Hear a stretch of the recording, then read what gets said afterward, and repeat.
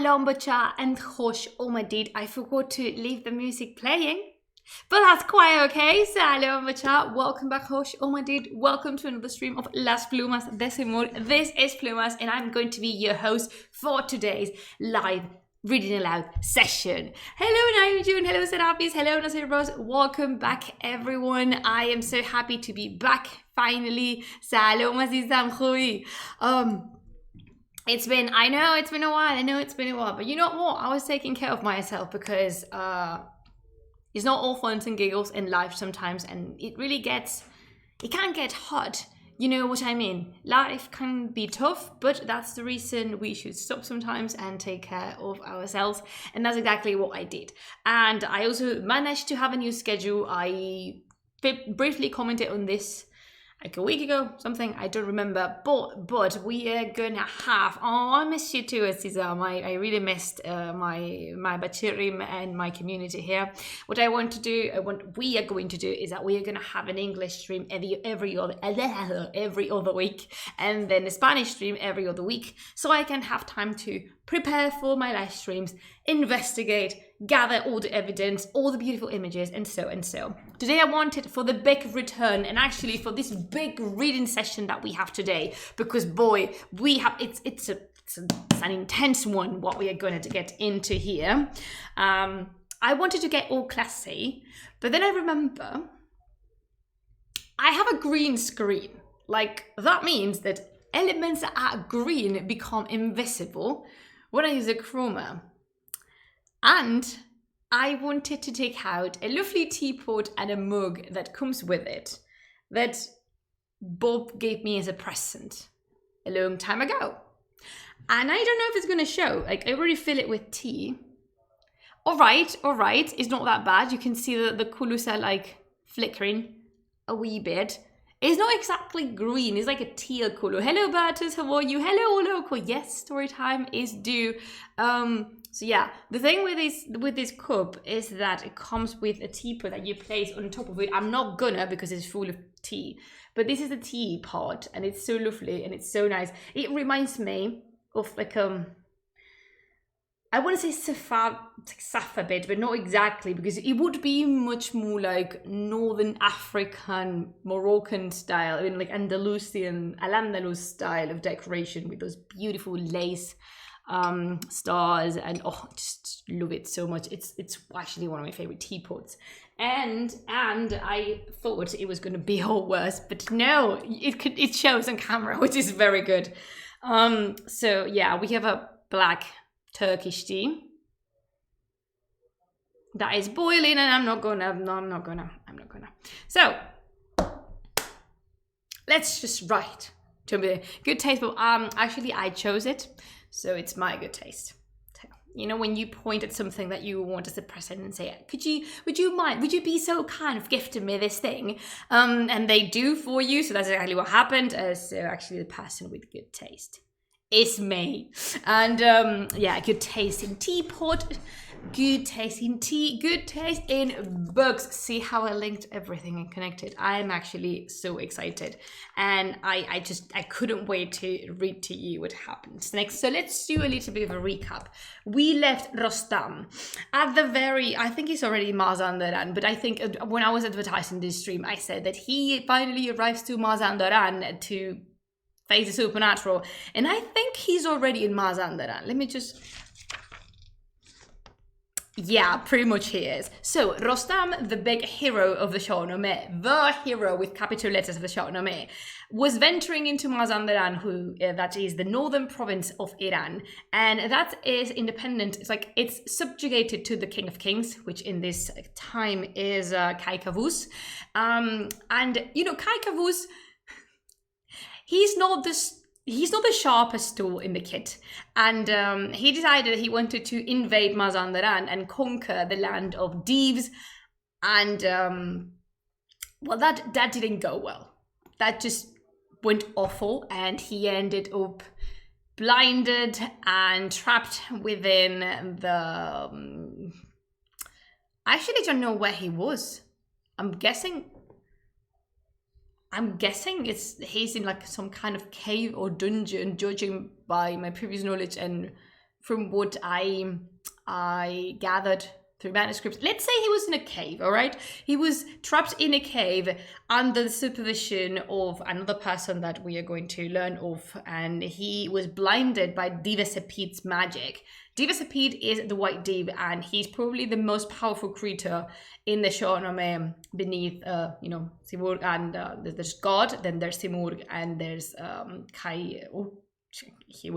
So let me rephrase that. There's God, there's Simurgh, and below her is Diva Sepid. I always mention Simurgh, and it's not because she's my favorite creature ever, and it's not because I wrote my thesis about that. It's actually because she's extremely powerful. She's extremely powerful, and God bless her. So she's like in very well consideration.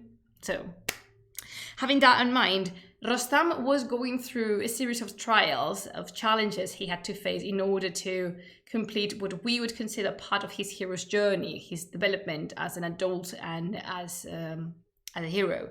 And to put it short, the whole destiny of the whole Iran was resting on his shoulders, because there's literally no one else that could do this.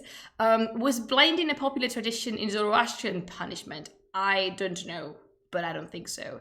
Not really. Some punishments include dropping molten metal on the chest, on the bare chest, to prove that someone was telling the truth. And we find that in Assyria as well. So supposedly, if it didn't hurt, you were telling the truth, because a deity in session was protecting you. If you felt the pain, that meant you were a liar and thus not worthy of protection, therefore you were lying. Moving on, Rostam's already completed 4 of these 7 trials. The first one was combating a lion that actually Raksh did. The second one was finding water for him and his horse not to die of thirst. The third one was the fight with a dragon, and this is where I told you why I didn't like Rostam back in the day, and I still don't like him. And the fourth trial was Rostam fighting a witch that disguised herself as a beautiful young lady. And then we move to the... Hello, Rashko. Welcome to this Plumas de Simurgh stream. I am Plumas, and these over here are my Bacham. We welcome you into this reading of the Shāh-nāmeh. So now we're going to move to the... Yeah, exactly. It could be the 7 trials of Raksh, because he basically does half the job. Sometimes 60-40, if I dare to say so. But humans are to put first in every single tale, aren't they? Anyway, we are going to the 5th trial. And we're not going to stop. We're going to see the 5th, the 6th trial, and finally the 7th. Because I think... Yeah, I know where we're going to stop. I know where we're going to stop, because this is a very long chapter. I mean, the whole campaign in Mazandaran is just super long, but I know where we're going to stop. I'm actually going to leave a mark in here. All right, so... Rostam is in Mazandaran. The land is welcoming him, and he can feel, because he feels the presence of the unnatural around him. Unlike his father, who was brought up by the supernatural in Mount Damavand, with the company of Simurgh and multiple supernatural creatures. Rostam, this is the first time he is getting in contact, getting in touch with magical beings. He's already seen a dragon, a witch, and so... Just to put yourself in his shoes, the land is opening for him, threatening, defiant, and hello, Ellie, and he's just going there. From the land in where he defeated the witch, from this land he journeyed on like a man anxious to reach his goal, galloping onward till he came to a place that had never seen the brightness of the sun, the dark place. Oh, this is a place, this is one of my favorite places. This is a place where it's dark as if it was always nighttime. Dark night fell, as black as an African's face, and neither the stars nor the sun nor the moon were visible. It was as if the sun were chained somewhere, and the stars caught in the coils of a lariat. I love the idea of the sun being chained. He let his reins go slack, since he could see neither slopes nor streams in the darkness, and then emerged into the light, and the ground was like green silk, bright with young wheat shoots. This is actually a super short passage of the Shāh-nāmeh, but it has so much we can talk about. And actually is connected not only to the Quran, but to a lot of Sufi mysticism surrounding the medieval times, what we consider medieval times in Iran, because the tale of a person going through the dark for a period of time and not being able to see and coming out from the other side to discover something magnificent. It's something we've seen in literature and in epic tradition from the Epic of Gilgamesh. Gilgamesh did this in order to find Utnapishti, like down below.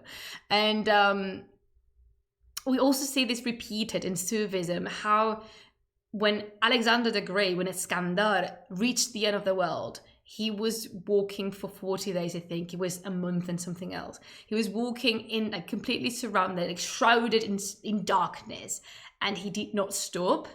And the reason he got to the other side and saw the end of the world was because he did not stop. In Sufism, this darkness surrounding the limits of existence itself symbolizes the journey and its perils and so much more. I really cannot go into this. I talk about this in my book, but it's in Spanish, sorry.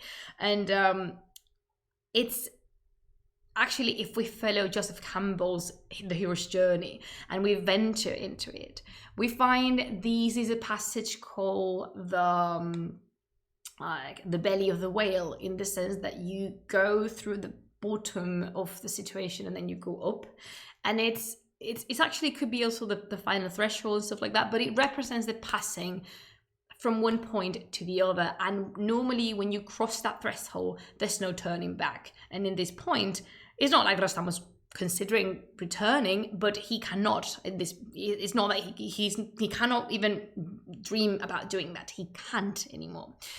It is related with Mithraic Mistress challenges. I actually know zero about Mithraism, because the Mithra that I know is the Iranian one, and he has nothing to do with the Roman version of it. However, if you want to ask about Mithra and his cult in Rome, I suggest you message Israel Campos, which is my academic godfather, and he wrote his thesis about Mithra, and I think he's the brilliant expert on everything related to Mithra in Iranian and later times. But my knowledge of Rome is like below zero and like non-existent, and I am sorry to say this, but I'm not that interested in Mithra in Roman times. I like the Mithra in Zoroastrianism. So yeah, Rostam's gone through LOL. Okay, for those of you, Bertus laughs a lot, and I like that. I prefer you laughing than crying. So he's gonna say LOL, but like, you know him as well. Oh, he's such a sweetheart. I love him.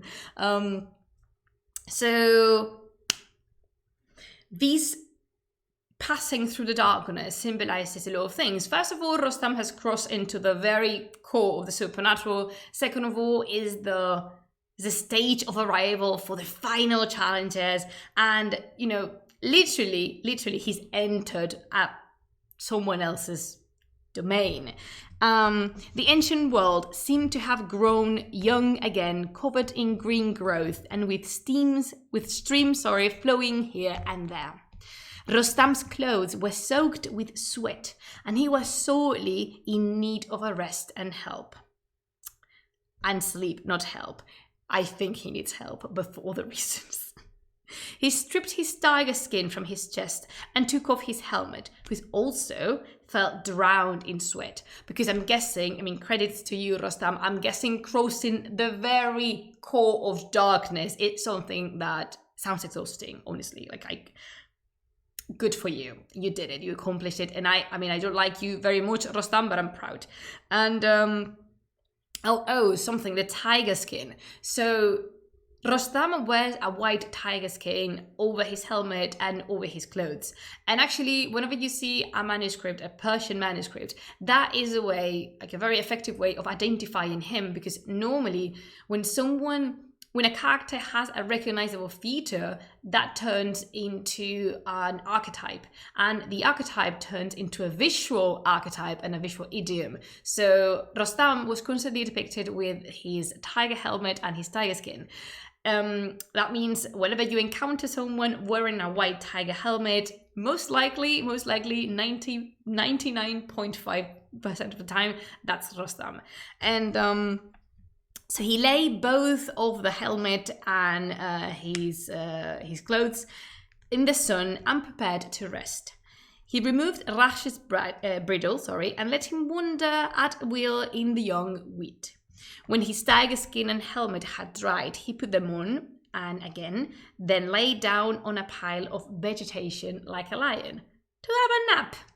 Because if we know something about Rostam, is that he enjoys taking naps in the most unlikely and unsuitable places. But a man who had been sent there to keep animals out of the wheat saw Rash and ran, shouting toward him. Then he saw Rostam and slashed at his legs with a stick. And when Rostam woke, the man yelled at him, "You Ahriman, why did you let your horse wander in the wheat, spoiling the property of someone who's never done any harm?" Good for you, Rostam. Just good for you. Rostam was infuriated by his words. Infuriated? I mean, you and your horse are prancing through someone else's land, and when you are told off, you are insulted. Oh my god, you beautiful and fragile pride. Anyway, Rostam was infuriated by his words. Instead of answering, he sprang up and seized the man by the ears, twisting them and tearing them off of his head.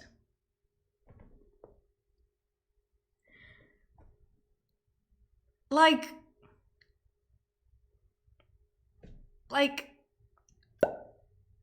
he literally teared up these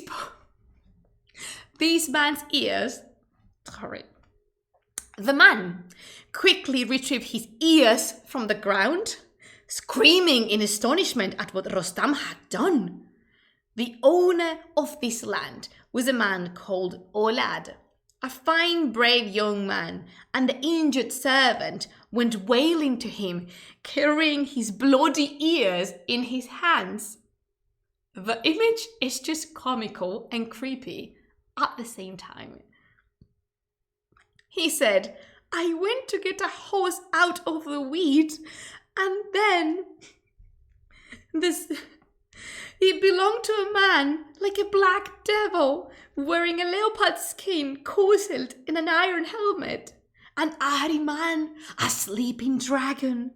And when he saw me, he jumped up and said not a word, but ripped my ears and flung them on the ground." Here, have a look. Here you have them. I'm actually imagining the person all the time, holding his precious ears, Olad was with a group of noblemen on hunting in the meadows, and they had come on a lion's spoor. But when he heard this astonishing tale from his servant, he tugged at his reins and made for where the man indicated as Rostam was.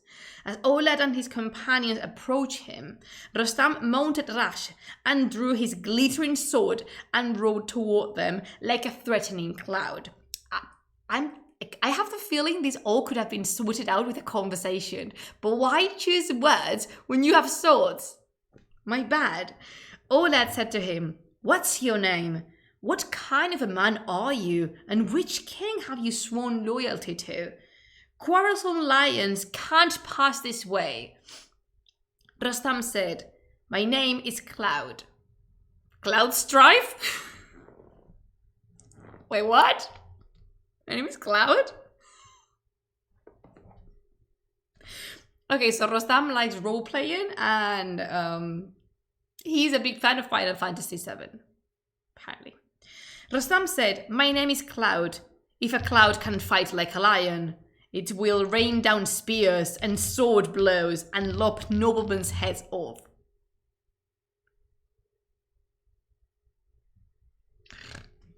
سلام عزیزم خوبی If my name penetrates your ears, it will freeze your blood. Have you ever heard, in any company, of the bow and sword of Rostam? You know what I call a mother who bears a son like you? A sewer of shrouds, or a mourner at wake. Bringing you... Sorry. He's too much.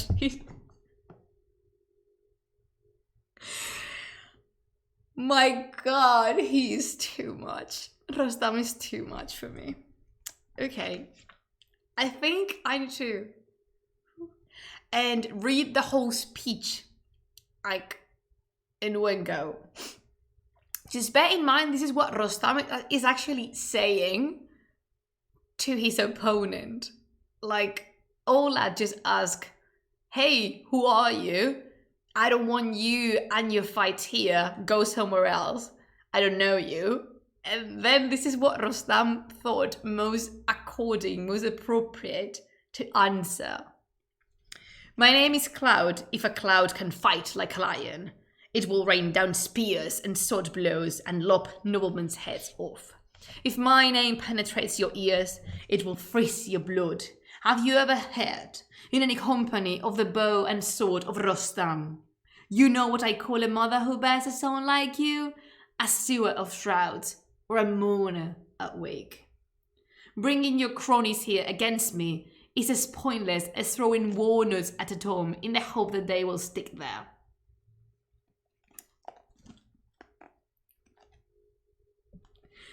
Then he looped his lariat on his saddle and drew his death-dealing sword, and every blow he made with it looped off 2 heads. He was like a lion that descends on a flock of lambs, and the ground was soon strewn with the dead. The plain filled with the dust of scattering horsemen as they fled to the mountains and caves. Rostam went after them. The dust turned the day to night, and as he caught up with Olad, he flung his lariat and noosed his head with it. He dragged him down from his horse and bound his arms, and said to him, if you tell me the truth, if I find no lies in you, you will tell me where the white demon is, and how to find Kulad, Randi, and Beat, and where Kavuz is imprisoned, and you will show me who did this evil act. Do this, and you won't regret it. With this mace, I will depose the king of Mazandaran, and you will rule his place. And you will rule here in his place, as long as you don't lie to me.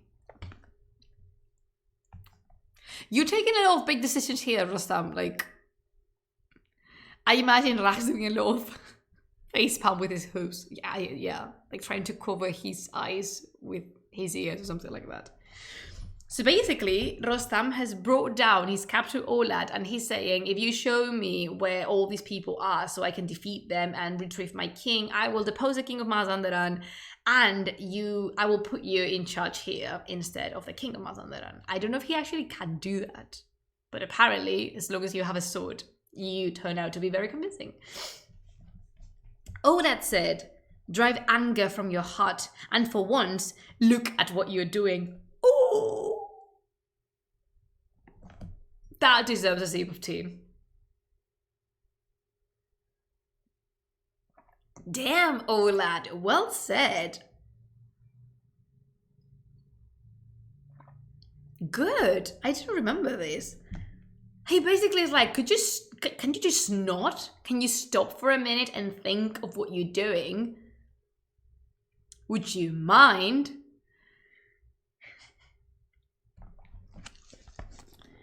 Drive anger from your heart, and for once, look at what you're doing. Don't separate my soul and body for no reason like you've done with all my friends. You will get from me everything you wish. I will show you where the white demon lives and what you're really hoping for, the place where Kai Kavus is imprisoned. I will show you the way there. From here to where Kavus is, from here to where Kavus is held is 100 parasangs. Remember that's a distance that is in between, I think it was 5.4 kilometers roughly. So it's like 500 kilometers from here to the place. From there to where Divisepede are, it's another 100. Oh no, sorry, 100. Yeah, 500. Wow. And the way is a difficult one. In those 200 parasangs, you will see an immeasurable cavern. It's a horrific place between two mountains, and even that auspicious bird in the Homa couldn't fly over those summits. All right, quiz time. Who do you think the auspicious bird, the Homa? Do you know who's referring to? It's not Simur. Do you know the Homa bird? That's my quiz question. I'm gonna take a sip of tea. The Homa bird, yes! Of course, Rose was gonna know. Yes, the Homa bird, the Haoma bird, is a bird from Iranian folklore that was said to have no legs, as it never stopped, it never landed anywhere, it never perched anywhere, and its shadow was auspicious and protective. This bird, what it used to do was flying over the kings in order to mark them as worthy. I was trying to find a more complicated word, but it's like, no, it's worthy of reigning, as suitable for the throne, and therefore bestowed with 1, the far, 2, heaven's blessing. And this mountain is so dangerous that the Homa bird does not get there. This bird knows better. And they know better what to do. And there are 12,000 warlike Devs living there and keeping watch at night. Guladrandi is their leader, and Bede and Sanjed are their gods. You will see one of them with a body like a mountain, with a chest and shoulders 10 cubits wide. Big guy here. After you pass this area, despite your great strength and horsemanship, and the way you wield your mace and sword, it will go badly for you if fight against Devs like this. These are the Devs. Do you remember that we said that more or less they were similar to the Jinn? In this case, they already are. Like, at this point, Iranian mythology and Islamic mythology are so intertwined that Jinn and Dev are synonyms. So these are the fighty Jinn. After you pass this area, you will come to a plain so strewn with rocks that a deer could not pick its way across it. A Dev is lord of the marches there, and all the other Dev warriors are under his command. Once you leave his territory, you will come to a river which is 2 parasangs across, and beyond is the land of dog-headed men and those who have soft feet. And it's like a huge building there, like a 300 parasangs in width. The area is called Bargush, and from there to where the king of Mazandaran is an ugly and difficult journey. More than 600,000 horsemen. 6,000? Did I read this correctly? Yeah, 600,000 horsemen roam the land there. They are all wealthy and have fine armor, and not one of them is wretched or poor. Lucky for them. They have 1,200 war elephants. 1,200 war elephants. And there is no room for them in the cities. Like, yeah, no wonder. Even if you are made of iron, you can't survive in that land alone. Ahriman's file will wear you down. My God. So basically, Rostam needs to walk forever, basically, for bloody forever, because I don't know how many parasangs that was, but there's like a lot. Let's just summarize it up a bit. There is a very long road ahead of Rostam, like super long road ahead of Rostam, and it's filled up with dangers. There is Divisepede, there is Rostam's king and captured there. But before getting there, I mean, of course, did you think of it as a video game? Divisepede is a final boss, but before getting there are other bosses to be defeated. Thank you, No Soy Rose, and for sharing the one. I think that one's on YouTube too, but I'm not exactly sure. Would you mind checking that one out for me? And so yeah, there's all the bosses to be defeated. And we have Kulat Randi and Bir and Sanjay that are all the devs. And then we have these Dev Lord with how many warriors under his command, I don't know. And then we have the dog-headed people, and then the Bargush is where the king of Mazandaran is. And then of course we have the king of Mazandaran and his personal god with like 600,000 people. No. 600,000 horsemen. That means 600,000 horsemen and 600,000 horses. That's a lot of space, and then all the elephants and stuff. So basically, I don't know if Olad is trying to warn Rostam or just to scare him away or whatever, but definitely it's going to be a difficult one. A difficult one. All right, I have a question for you now. What do you think Rostam's answer is going to be? A, he's going to laugh it off. He's just going to laugh. B, he's going to be insulted. Be like, how dare you? I can't do this like with my eyes closed. Or C, he's going to be scared and go home. So laugh, insulted, ego, or I'm scared, let's just go home. Naim June says he's going to laugh.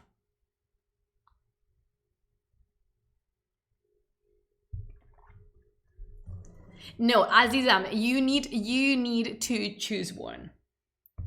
Insulted. I mean, A was laugh it off, B was insulted, and C was I'm scared, go home. So Bertus, okay, cheers, Bertus. Cheers. Okay, so Ele says B, he's gonna be insulted. Yeah, C is not an option for Rostam. Let's say B. I see a majority of B over here. Naim is finally B. All right. Naim Jun, you were right at first. He laughs. He literally laughs at the face of Olad and says, I'm just gonna put my hands to my waist. Like I am adopting my Gaston pose because no one fights like Gaston, and Rostam is Gaston, and we said all of this in the past stream, Gaston. So like hands to the waist, and he's like, show me how to get there, and then you will see how all these warriors fare when faced with me. You will find out what one mammoth man can do against their king's demonic retinue. Protected by the world's creator will, helped by my sword and arrows and my skill.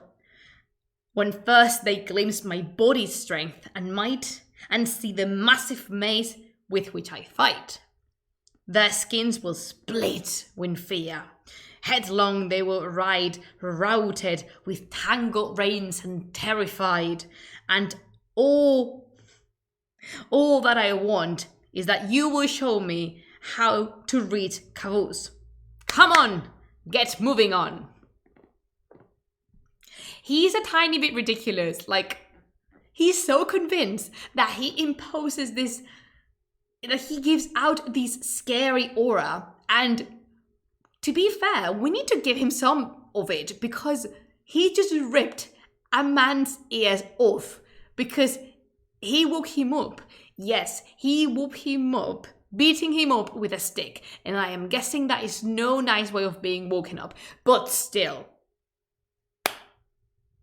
he just...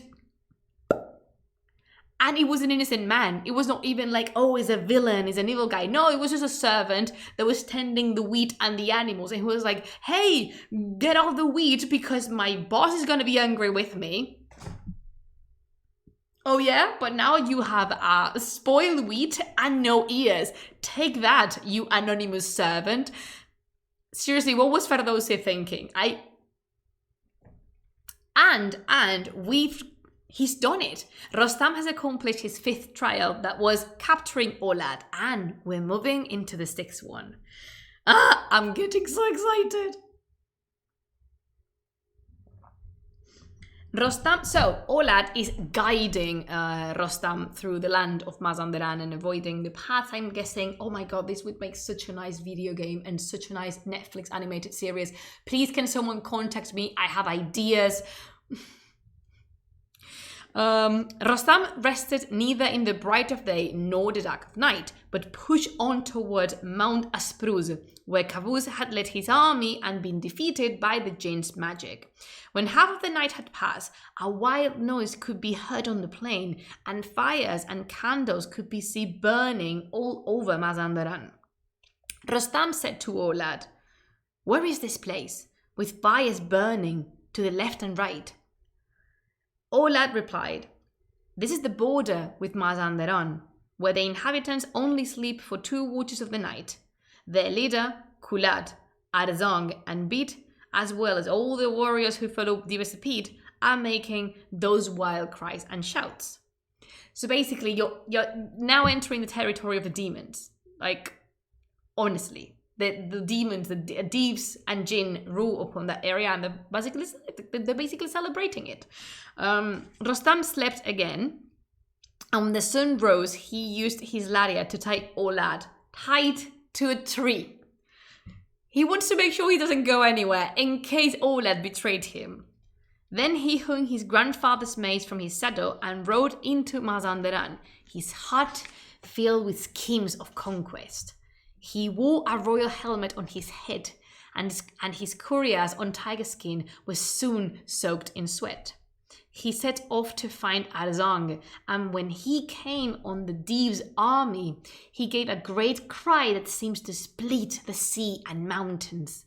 Arzang heard this shout and came rushing out of his tent. Rostam saw him and urged his horse forward, bearing down on him like fire. He grabbed him by the head and ears. He has something with ears, doesn't he? And holding on to his shoulders with his other hand, tore the Div's head off. On one hand, he grabbed the jinn from ear and horn, and with the other one, to the shoulders, and he was like,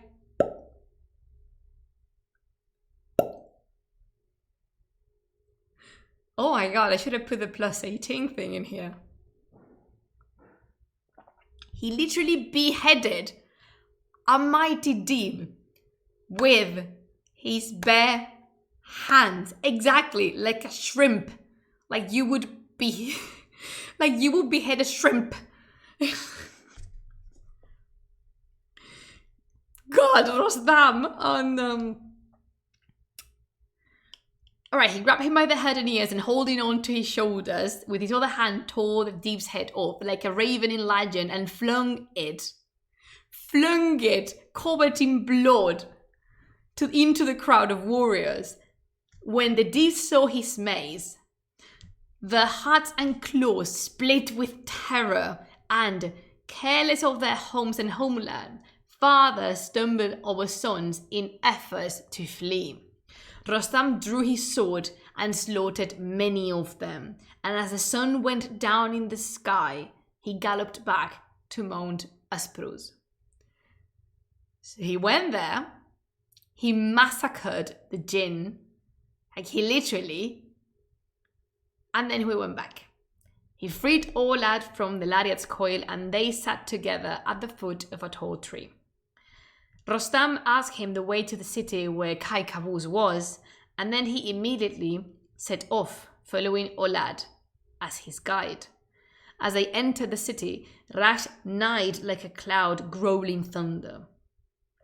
Kavuz said to the Iranians, "Our troubles are over.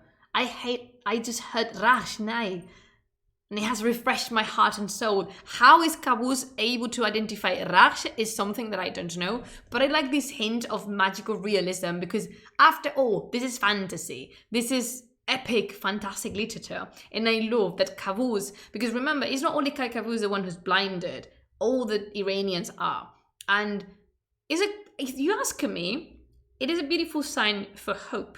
Kavuz is just giving hope to his people, because he says, hey, we cannot see anything. We might be trapped in here forever, but I am hearing Rash, and that means Rostam's here, and that means we have hope. And I like it. I like that the sound of hope to the ears of the Iranians is the sound of Rash's nai. I love it. I think it's so beautiful. I love this book.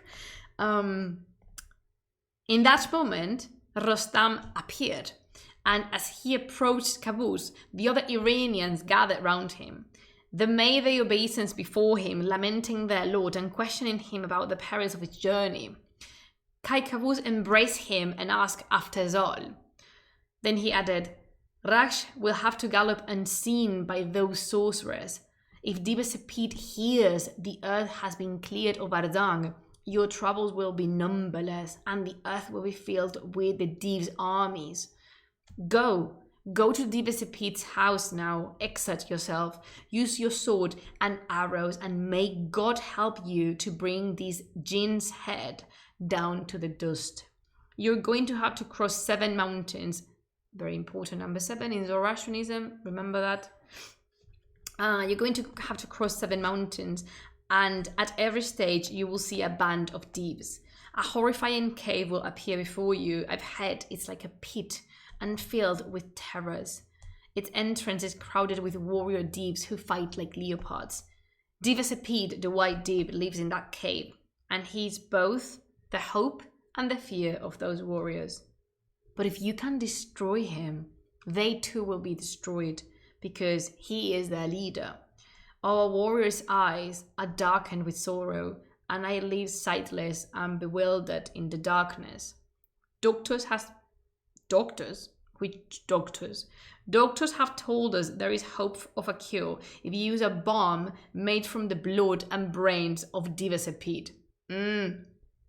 What doctors?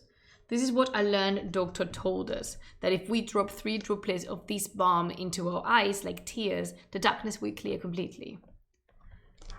So Divasapid, this is other things that the Shāh-nāmeh has, and I don't enjoy particularly, is like convenience. All right, so suddenly we know there's a cure for this because the doctors told us. It's like, if you've been trapped in this cave for like a month or so, has Divasapid, or maybe the king of Mazandaran himself, has any of them been so kind to bring a doctor to you so you can have a checkup? You know, I mean, maybe they did. Maybe they wanted to have the Iranian prisoners in perfect health conditions so their agony would last longer. I don't know. But hey, a doctor told them. Anywho. So now you know if Rostam needed any further motives to slay Divasapid. Now there's this one. Rostam prepared to leave to do battle with Divasapid, and he said to the Iranian captives, stay vigilant until I return. How are they going to stay vigilant if they're blind? Anyway, they are going to put Divasapid in a blender. That's what the doctor said. Basically, yeah. Stay vigilant until I return. I am going to fight with Divasapid. If he bends my back in defeat, you will remain here a long time in misery. But if the Lord of the Sun grants me success under a lucky star, you will see your homes again, and your thrones, and the royal tree will bear fruit once more. Something we need to, again, credit Rostam for is that he is so pretentious and show off. He's so boastful of himself. He's literally full of himself. But his faith is incredibly strong, and he's a powerful believer. He's a loyal subject to God's will. And mostly because of that, of course, his skill counts as much, but because he always attributes everything to God, his defeat, his victory, everything, that's the reason he's not so frowned upon, because yes, he says all these stupid things about himself, and you know, his chest goes all up when he speaks in third person about himself, but afterwards He's always saying things like, under God's will, under God's command, if God wants. And so he's very much aware of his place in the world when it comes to a relationship between himself and God. Definitely he thinks he's better than any other creature ever existed, included his mythical grandmother. All right, there's like a little, this is not a spoiler, but like a coming soon thing. There is this episode in the Shāh-nāmeh where Simurgh and Raksh and Rostam meet. And I love that passage with all my heart, and I cannot wait to read aloud to you a conversation between Rostam and Simurgh, because it's just chef's kiss. So, 5th trial, Rostam captured Olad. 6th trial, he killed Arzang. 7th and final trial, Rostam is going to face Divisapid. Rostam set out, prepared for battle, longing for revenge, and his mind focused on the coming combat. For Simurgh all the time, always for her. Always for her. Oh no, I'm running out of D. We're almost there, Azizam. Like, I don't know how long this is going to take, but we are almost there, so. We need to finish this part today. I'm so excited. When Raksh reached the 7 mountains and the bands of Div warriors, they saw an army of Divs crowded about the entrance to a bottomless cavern. Rostam said to Olad, he's dragged Olad all the way there. I am speechless. The audacity, Rostam. Rostam said to Olad, you have answered honestly all I have asked you. But now the battle begins in earnest, and you must reveal to me the secrets on how to proceed.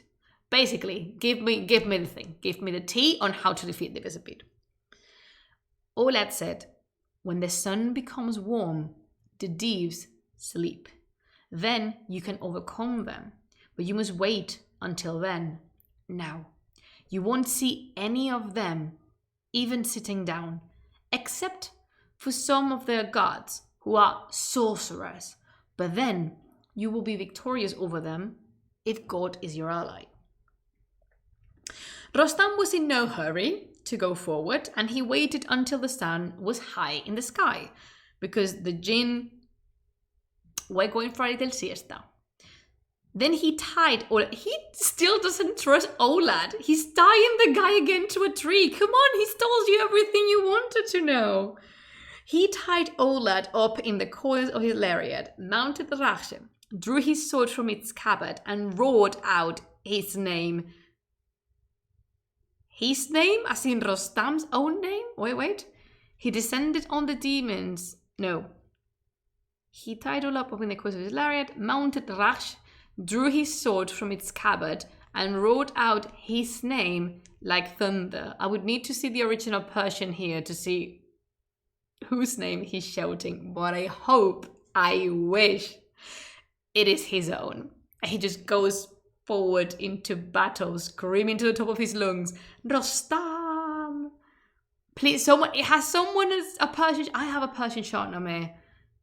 No, it's going to take me so long. Okay, can someone confirm that he shouts his own name? Please do. He descended on the demons and severed their heads with his sword blade. None of them stood against him in battle. None of them was eager to make a name for himself by fighting with Rostam. Then he went forward, looking for Divisapid, his heart filled with fear and hope. Well, at least you're scared of something. He saw a pit like hell, and in the darkness, the Div's body was invisible. Rostam stood there for a while, his sword gripped in his hand.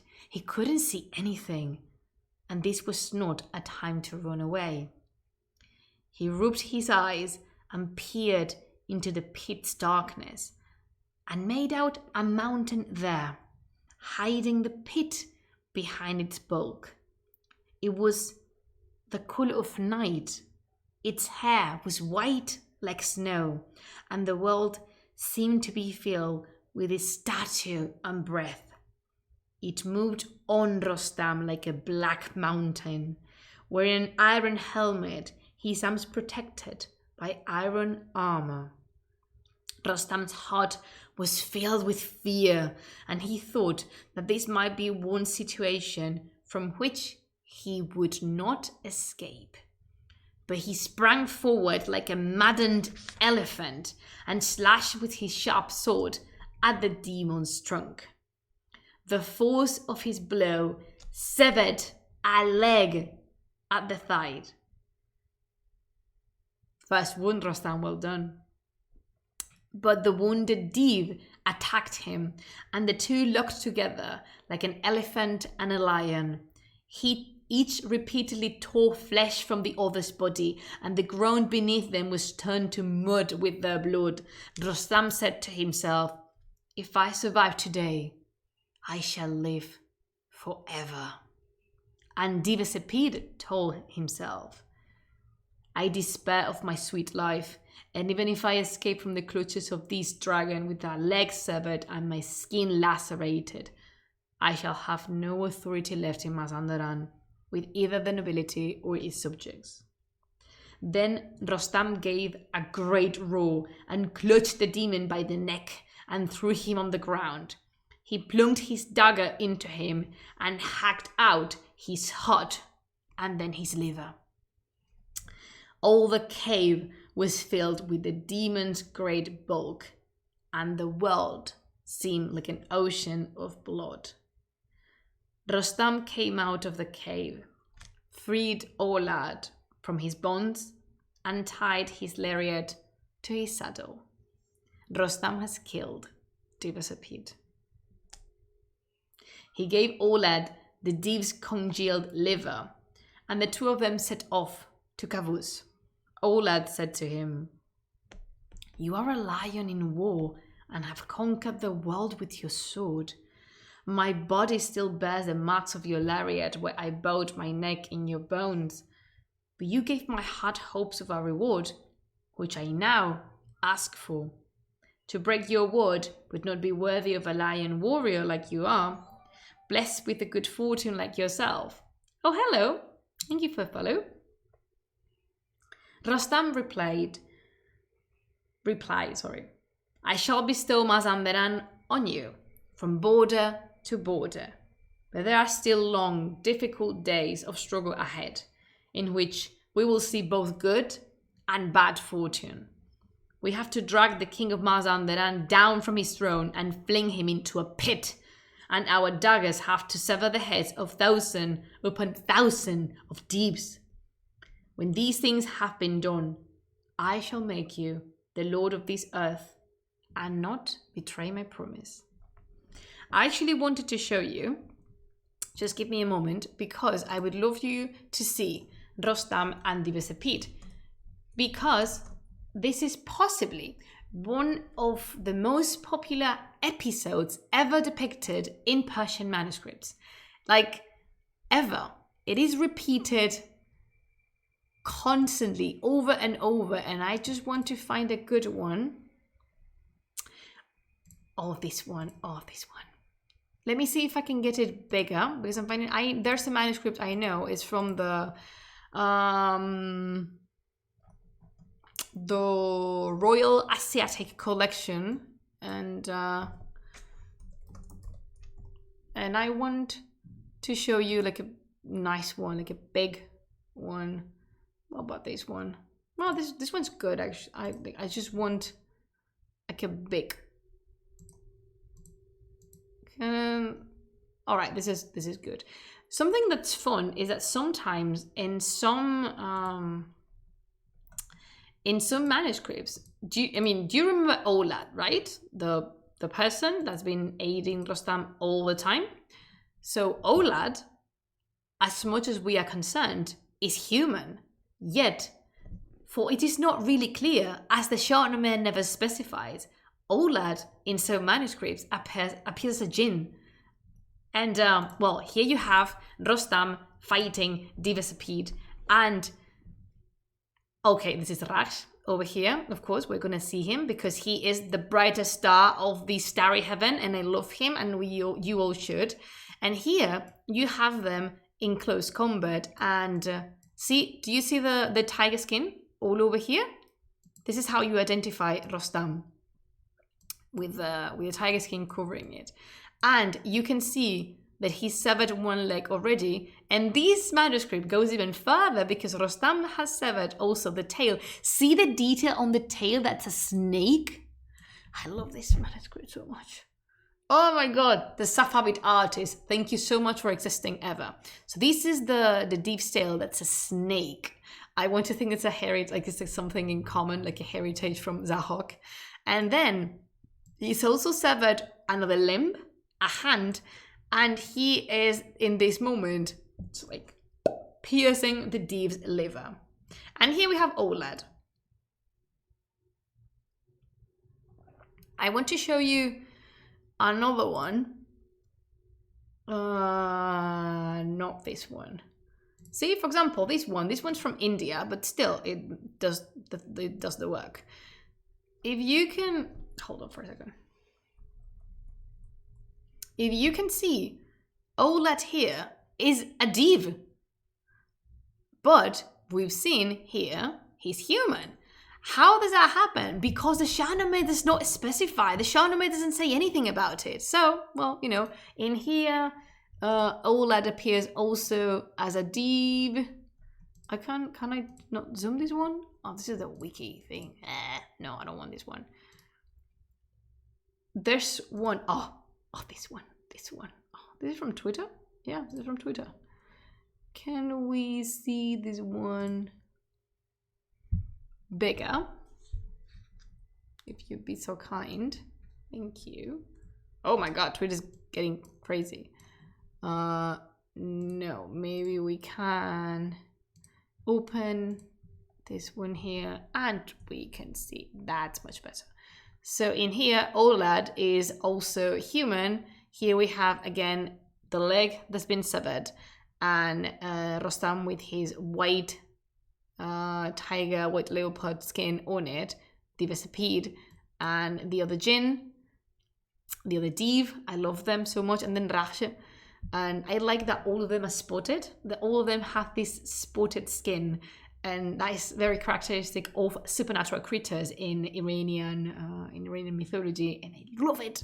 And I don't know if I can show you any other ones. I could be, well, this actually is, this one's beautiful, but I'm not sure if this one is Rostam. All right, these should be at the British Library, of course. Can we not see this bigger? That is a very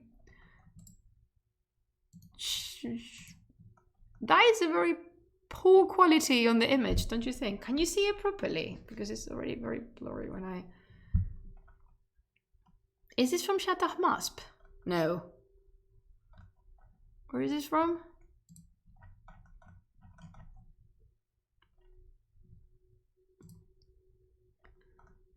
Does it say? Oh yeah, it's Timurid. It's Timurid. I like it. Oh yeah, I have like one of the horsemen in my thesis that was close. Well, one of the horsemen is Fandiar, but he's a character you still don't know. But it's Fandiar in one of my thesis, one of the manuscripts I used for my thesis. He was riding a horse that had very similar trappings to this one, and those are things that you would look for in order to locate a manuscript and to label it within a style, within a score, within influences. It's like super interesting. I can talk to you about that sometime if you want, but only if you want, because as you know, my English audience is not that participative or not that talkative. So sometimes when I ask something and no one says anything, or let alone the people saying that are people that speak Spanish but that come to my it's like English streams anyway, when they say that, I guess they want to see it in their own language. That would be easier for them. So I just oh no, I don't insist. I don't, you tell me. But again, if the original, the OG English speakers are not in the care not for this, I'm perfectly okay with it. So yeah, here I like this one a lot because I don't know if you can see it because the quality is very poor, but the horns in these div are actually the same that dragons, the Chinese dragons have, because Timurids are strongly influenced by the arts of China, and the exchange between the Ming and Timurid courts was very intense. Because context is just wonderful, isn't it? So yeah, I'm sorry, I'm getting distracted. Back to the reading. Divasapid, let me tell you, all right, let's just talk about Divasapid for a moment as I'm closing all the tabs in here. Divasapid is my favorite div in the entire world, and there's a particular reason for that, is that he is one of the few supernatural creatures that represent a challenge and a threat. Not only a challenge, but a threat to Rostam. Rostam actually trembles in fear when he comes before him, and that's not something we've seen Rostam do that often. You know, he's not afraid. He's never worried that he's gonna lose until he faces Divasapid. That should give us a glimpse, that should give us some information on how powerful the characters in the Shāh-nāmeh consider Divasapid to be, because if the person that never loses a battle fears for his own life, if he doesn't know if he's going to race victorious, let alone survive the encounter, that speaks volumes of it. And Rostam is so scared and respects the div so much that he doesn't just kill him, he destroys his entire body for him not to have an opportunity to come back on his feet again. And he's a sorcerer, and he has this power on him. It's just, wow. Divasapid is an amazing character. I really, really like him. He's not stupid, he's complex, he has so many layers to him. Oh, I love him, I really like him, and I enjoy the fact that he's so popular, because that allows us historians and art historians to dig deeper into his personality and his character, and that is what I enjoy the most about reading mythical literature, getting to know the characters and just, you know, going behind, going further, just not passing the surface. Anyway, so Rostam has accomplished what's going to be his greatest deed ever, his greatest trial, his greatest challenge. He defeated the most powerful creature in existence. He defeated Divasapid. And that's just it. He defeated Divasapid. And the battle is fierce. They were tearing down parts of flesh of one another. Like, they're fighting like equals. And it's just, oh, sorry. I'm going to move on. I'm going to continue the reading, because if not, I'm just never going to shut up. The great champion reached Kaikavus and said to him, "You are a king who loves knowledge. Yet you are not that intelligent because you decided to invite Mazanderan on your own despite everyone else telling you the opposite. But no, you just simply had to. Oh my goodness gracious. Sorry. You are a king who loves knowledge. Now delight in the deaths of those who wish you ill. I ripped open the belly of Divasapid, and his king can repose no more hopes in him. I have torn the div's liver from his side. What are the victorious king's orders for me now?" Interesting. So Rostam, he's just listing what he said. But finally, he's attributing the victory to Kai Kavus because he's loyal to him. Kavus called down blessings on him and said, "May the crown and royal seal never be without your help. The mother who bore you..." Go Rudabe. Let's just cheer for Rudabe. Please, someone use points. We need a cheer for Rudabe, the mother of this creature and one of the most important characters in the entire Shāh-nāmeh. This is the hill I will die on. Please, someone. Thank you, Naim Jun. No, I want you to redeem points, actually. Like, Ros, I need you. Thank you, Namjoon. Thank you. Turdabe, always and forever.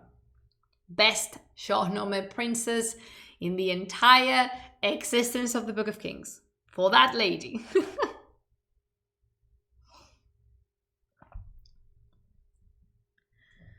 The mother who bore you should be blessed. My good fortune has increased because of your two parents.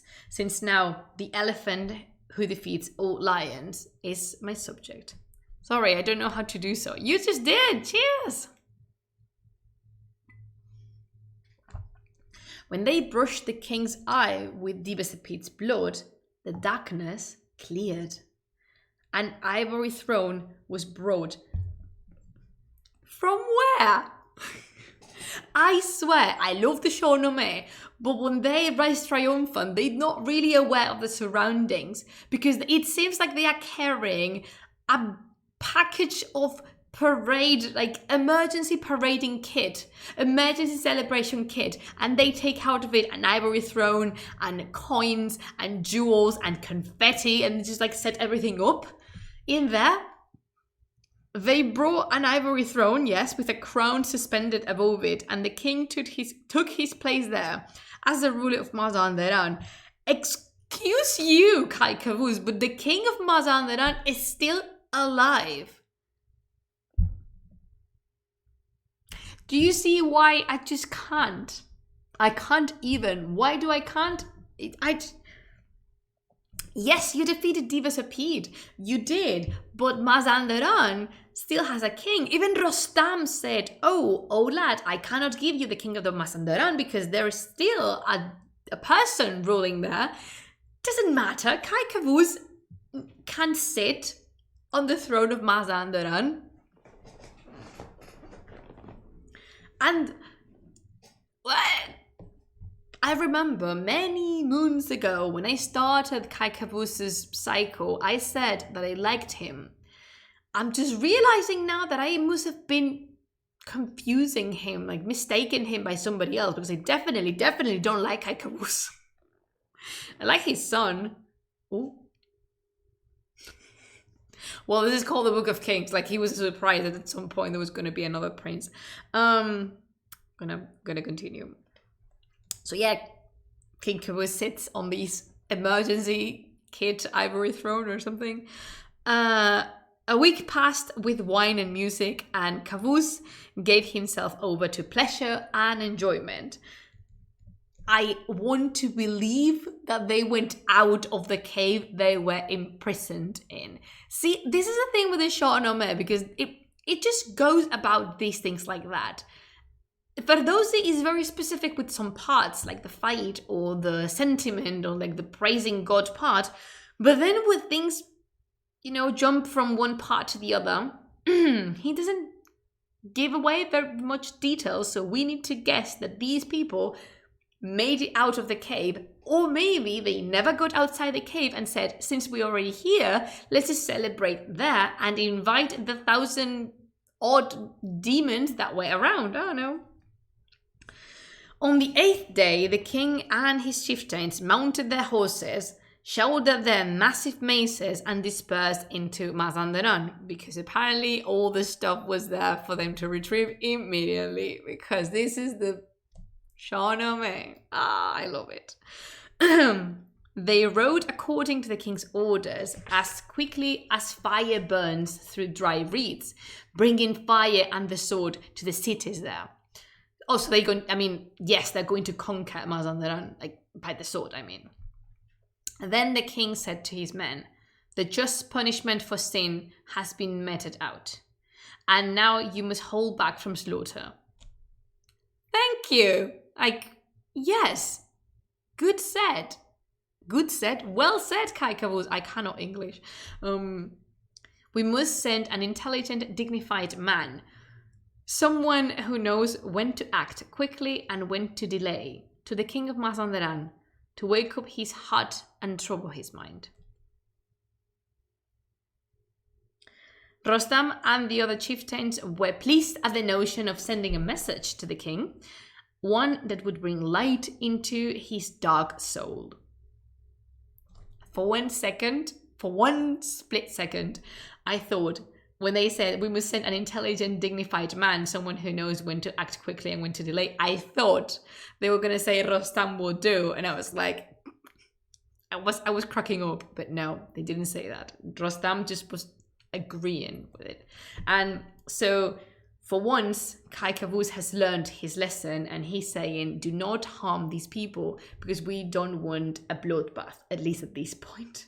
And what they're going to do is that they're going to write a letter to the king of Mazandaran. If I am guessing properly, because I don't remember this part very much, I told you this every time I read the Shāh-nāmeh, but the parts I read the most is the parts where Simur features, because that was my thesis about. And let's not fool ourselves, because these are the parts that I like the most. It would be the parts that I've read the most are the cycle of Simur, Zal, and Rudabeh, then closely followed by the reign of Zahok and Feridun, and some other parts that are in the future, like in the very future of the book that I really like. But these parts, despite me reading them a while ago, I don't remember them exactly. So I cannot foresee if they actually mean their words and they want to save the bloodbath, or it's just a matter of we're going to try the diplomatic way, and if it does not work, well, let me quickly check how much do we have left. Oh, we're good. So here is where we're going to stop, because here, with people writing a letter to the king of Mazandaran, we are going to leave our valiant heroes. Thank you so much, Bocha, for joining me in this live, this reading aloud session. I love these live streams. I love reading from the Shāh-nāmeh. It brings me so much joy. And I'm delighted to officially say that I'm back. Next week, we will have another reading of the Shāh-nāmeh, but it will be in Spanish, and we'll be reading the same episode. So in case you want to come by, hey, why don't you consider learning Spanish? It's a fun language. We have a lot of things to contribute with. I had to think about that one, actually. I had to think about that one. And yeah, it's been of my greatest pleasure having you here. There's been a lot of jarana. And I refrained myself. Por ejemplo, jarana is a beautiful word we can contribute with to the language community. And I've kind of stopped myself from fangirling over Divas Pete, but maybe I will go back again because I love him so much. I love these episodes. Thank you so much, Bocha, for joining me. If you want to support the project, you can use our Patreon system. You can join our Patreon, patreon.com/lasplumas de and you will have a lot of super nice things there. We have extra content. We have the behind the scenes content. You get to decide what's coming next and much more. So maybe if you want to support us, there will be a tier that's made for you. Thank you to my patrons so much, especially those tier Mursid and Ashdod. And yeah, by the way, Ashdod, I need to talk to you because I think we have our private live stream this weekend, but I don't remember if I haven't put the poll out yet, have I? No, I haven't. All right. What was a yes, back to the point. Thank you so much for joining the live reading. If in the meantime you want to catch up with some more Iranian Mesopotamian info, you can follow the socials that Ros has just put in here, Twitter and Instagram, and all that jazz. Thank you so much for coming with me. I'm so happy to be back, and yeah, looking off. I still have a little bit of tea, but it's basically a lot of. It's the worst part of the tea, but I still drink it. And as I'm so delighted to be here with you. I miss you. And, as I always tell you, create, explore, and have fun. Until we see each other next time, I tell you, Khodafis. Oh, and if you use command by, you can actually write Khodafis in Persian. That means goodbye. So, until I see you next time, see you next week. See you, Khodafis.